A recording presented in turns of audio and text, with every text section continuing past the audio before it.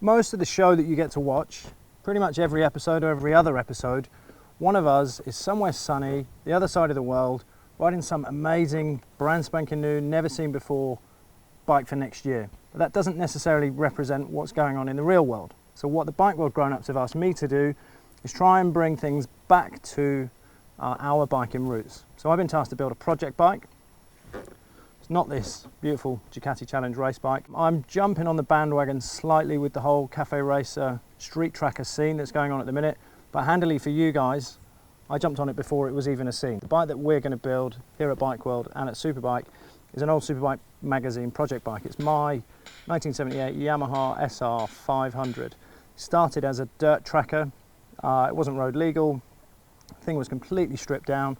I paid 750 quid for the bike, and the plan from the outset was to build something that I can do a track day on that looks cool, rather than a cool bike that I can just go and drink coffee in Shoreditch on. The cafe racer scene, in the time that I bought the bike, probably 3.5, 4 years ago, and now, has absolutely exploded. Everybody is into it, everybody wants in. Manufacturers are making brand new bikes. We saw Luke riding the XSR recently. I did the Scrambler a couple of years ago.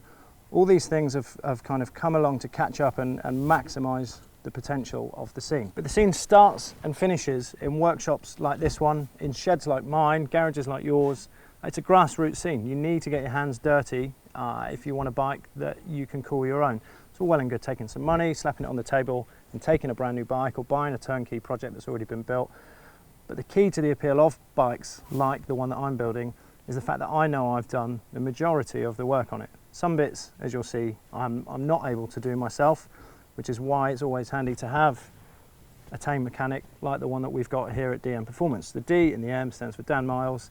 He's the guy that you saw on the Shit Bike Challenge a couple of years ago, overlooking / pissing himself laughing at what Chris and I were doing with those bikes. And he's a guy that hopefully over the course of the next few months you'll be seeing more and more of on the show as we build various ridiculous project bikes.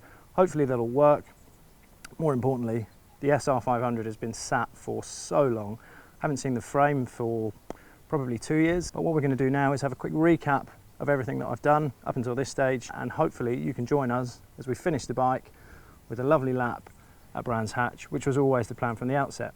The great thing about this project bike and the scene that we're dipping a toe in with it is it will give us a chance to go off and have a look at some of the other areas of this kind of new wave retro scene. So we'll pop up to the bike shed in Shoreditch for a coffee. We'll shoot down and meet the guys at T3 Racing who are doing some cool retro stuff.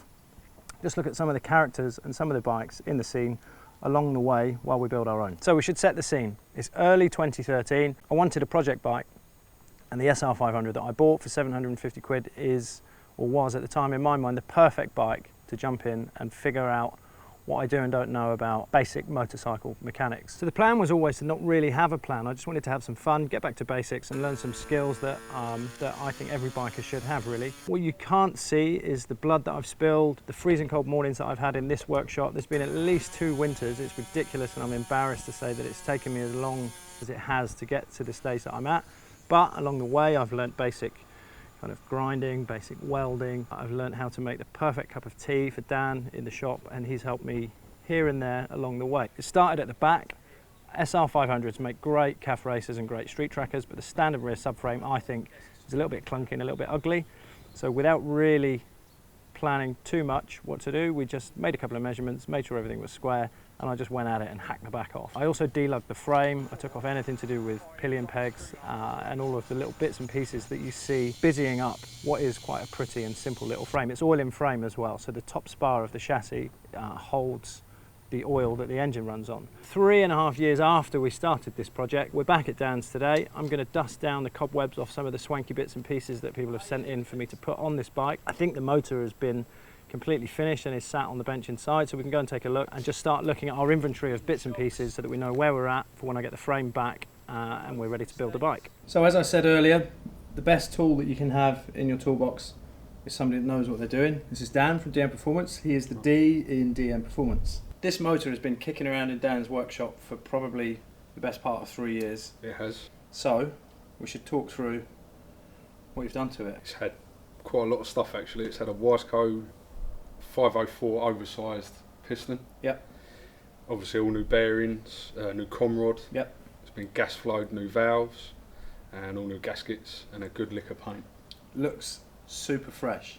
So this is pretty much ready to plop into the frame and go. See how we go, yeah. Half an hour's worth of digging around in the shed outside. We start with these, which are from a 99 R6. Yes. So these are the right way up R6 forks before they went upside down.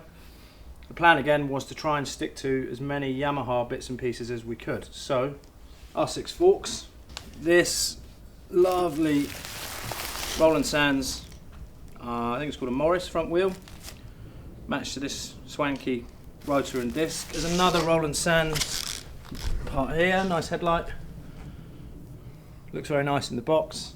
Definitely the find of the project, I reckon, so far.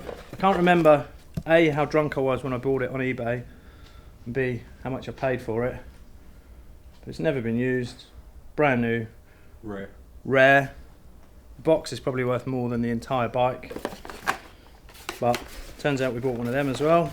So John, are we going to get this done soon, or are you going to keep wasting my time? Well, I don't know, mate. 3 years is 3 years, isn't it? I didn't have this beard, you didn't have that beard. Look at us now, we're growing into the project. So the next thing that we could do is, I need to jump in the car and go and pick the frame up from up north. Yep. And I should probably stop by and pick up half decent box of tea bags. Sounds like a plan.